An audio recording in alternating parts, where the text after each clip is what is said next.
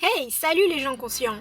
Comme je vous l'ai dit dans la dernière vidéo, je pense que je vais continuer à faire des petites vidéos sur ce format-là, en attendant d'avoir le temps de monter une grosse vidéo sur un livre, car comme vous devez le savoir, les vidéos comme j'ai fait au début, ça demande énormément d'heures de travail, de montage, et oui, parce que je suis toute seule à faire le montage et la prise de son, la prise de vue, tout ça.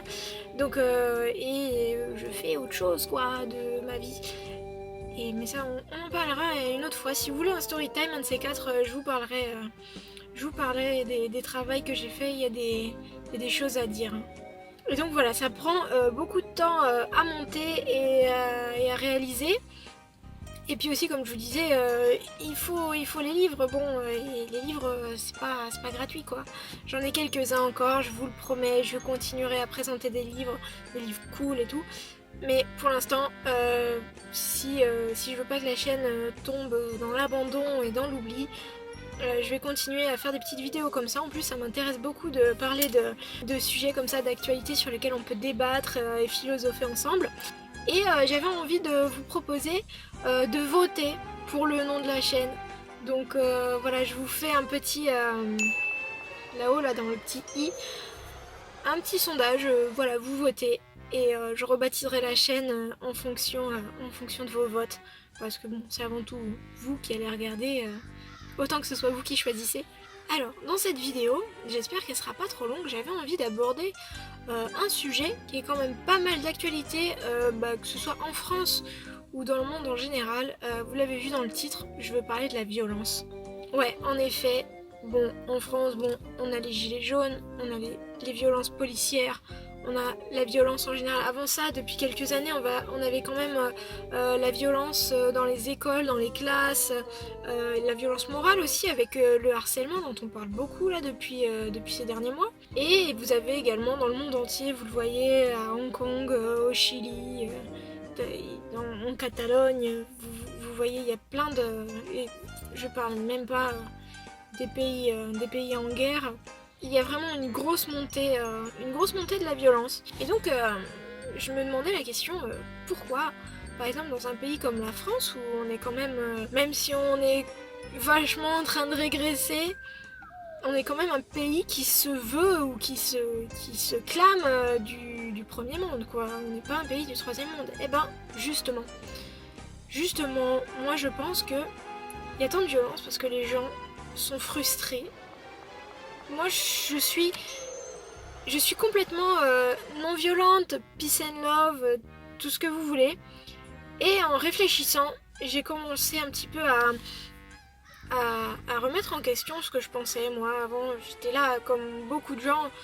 Oh, c'est mal, la violence c'est mal, il faut pas se taper dessus et tout. Bon, je le pense toujours, hein, heureusement, et je fais certainement pas l'apologie de la violence. Je cherche simplement à débattre, à trouver une explication philosophique au pourquoi, du comment la violence se met à fleurir partout comme ça.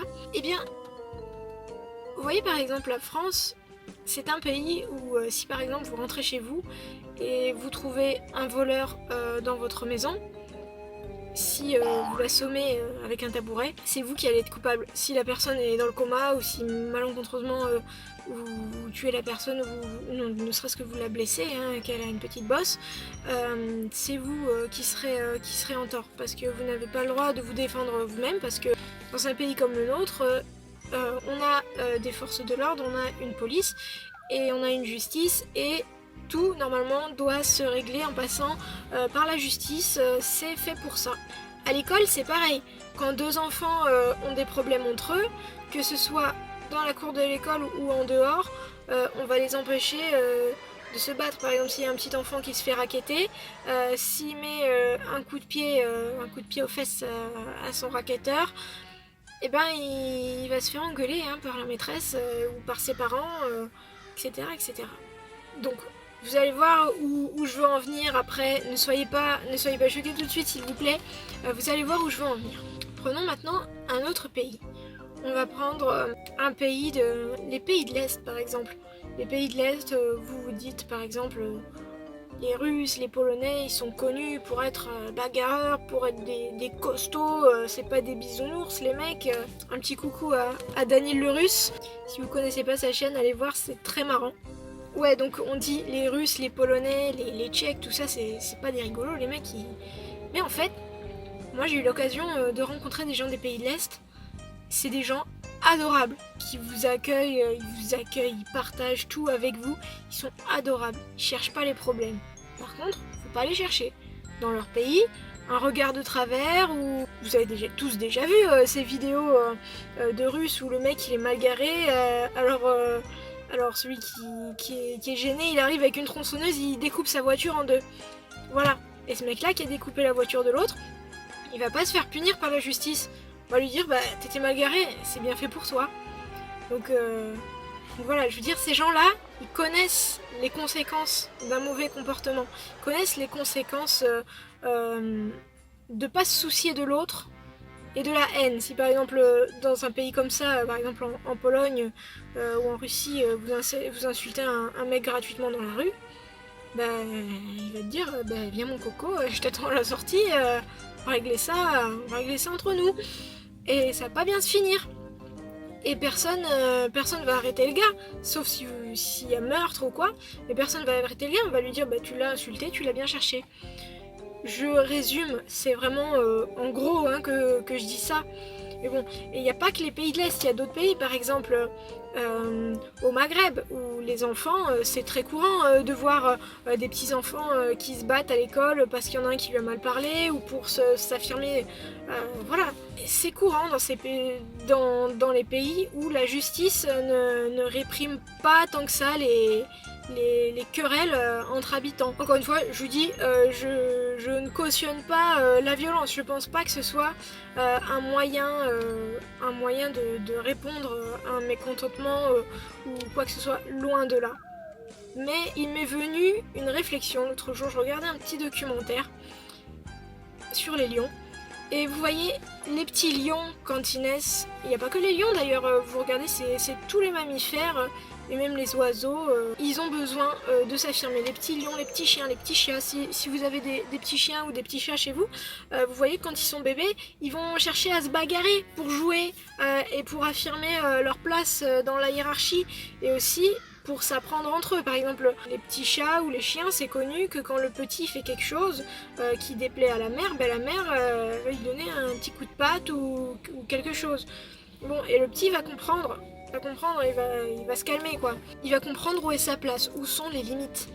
Et c'est ça qui manque, je pense, dans notre société. Alors, il y a beaucoup... le problème, c'est que dans notre société actuelle, dans un pays comme la France, les limites, ce sont les lois qui les font. Ce sont les lois qui font les limites, c'est la justice. Et donc les gens, ils vont suivre les lois. Alors que si par exemple, il n'y avait pas une loi qui disait « t'as pas le droit de mettre une baigne à la personne qui t'a poussé dans la rue », et ben vous mettrez une baigne à cette personne et cette personne, elle recommencerait pas. C'est malheureux de devoir mettre des lois pour empêcher ça. Mais comme je vous le dis, dans les pays où la loi n'est pas restrictive sur le fait de se faire justice, attention pour des petites choses, si quelqu'un il vous pousse dans la rue, il vous harcèle, si vous lui mettez une baffe et que vous allez en prison, je trouve ça un peu abusé. D'un autre côté, si quelqu'un il vous demande l'heure et que vous lui collez un pain dans la figure, là c'est normal qu'il y ait des sanctions. Bon, vous comprenez la nuance, bon, je sais que vous êtes intelligent, vous allez comprendre la nuance. Pas la peine de se disputer dans les commentaires. Et donc voilà, ici en France, des petits enfants qui vont se bagarrer entre eux, des petits garçons qui vont se bagarrer dans la cour ou quoi, ils vont se faire engueuler. Voilà, ils vont se faire gronder, ou alors ils vont avoir très très envie de le faire et ils vont pas le faire. Et pourtant je pense que c'est une étape normale du développement des mammifères quand on regarde tous les autres mammifères. Et aussi tout ça pour vous dire que tous ces gens qui ont la haine, par exemple sur la route, s'il y a quelqu'un qui vous insulte, eh ben ça va mettre la tension, ça va être tendu, les gens ils vont s'insulter entre eux, ils vont se crier dessus, si ça se trouve ils vont en venir aux mains à la fin.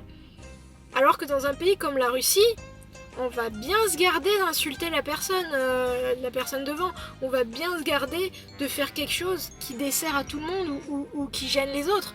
Parce qu'on sait très bien qu'il va y avoir quelqu'un qui va arriver et qui va nous casser la gueule tout simplement, ou qui va nous détruire la voiture. Voilà, les gens savent les limites physiques avec les autres. C'est pas des lois qui les empêchent de faire les choses. Ce sont des vraies limites, les vraies règles du jeu, la loi de la jungle. Les gens qui ont été dans des zones un peu à risque, un peu craignos, qui ont été dans des pays comme l'Afghanistan ou des pays de l'Est ou des pays un peu chauds comme ça où il faut pas rigoler avec les gens, ils vont pas chercher les problèmes. Ils savent très bien que la haine verbale attire la haine physique ou voilà. Et ces gens-là, ils vont être peace and love. Mais seulement ils vont garder ce réflexe de faut pas les chercher quoi. Si quelqu'un les attaque verbalement, bah il va les attaquer verbalement ou physiquement. Et ça c'est quelque chose qu'on retrouve beaucoup en France. Je trouve qu'il y a beaucoup de haine en France ces dernières années. Je dis pas que pour soigner la haine il faut se taper dessus, hein. Mais je trouve qu'il faudrait réfléchir en fait à la haine qu'on déverse sur les gens. On se rend pas compte même sur internet. Parce qu'on n'a plus de vraies limites. On a des limites virtuelles qui sont les lois. Et c'est tout. Et les lois, il y en a beaucoup qui s'en fichent. Il y a beaucoup de lois qui sont injustes. Beaucoup de lois qui servent à rien. Il y a trop de lois. Et donc voilà, on n'a plus nos propres limites, on n'a plus nos propres notions. On va insulter des gens gratuitement. Comme ça, on va déverser la haine. Les gens, ils vont déverser leur haine sur les autres parce qu'ils savent très bien que les autres, ils vont pas les taper en retour, que les autres, ils vont simplement les insulter.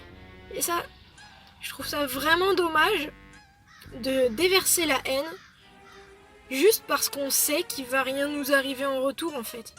On pourrait simplement s'abstenir. Bon, c'est un peu bisounours ce que je dis, mais je trouve que il y en a 2-3 quand même qui mériteraient de savoir ce que c'est que des vraies limites. Donc ceux qui se croient, forcément, si vous regardez cette vidéo, je pense pas que vous faites partie de cette catégorie de gens, mais je pense que si quelqu'un vous insulte ou fait preuve de haine envers vous, ne répondez pas. Faites-lui un sourire. Déjà, ça va le faire chier. Ouais, ne répondez pas par la haine. Faites-lui un sourire. Faites comme si vous n'avez pas entendu. Je ne sais pas.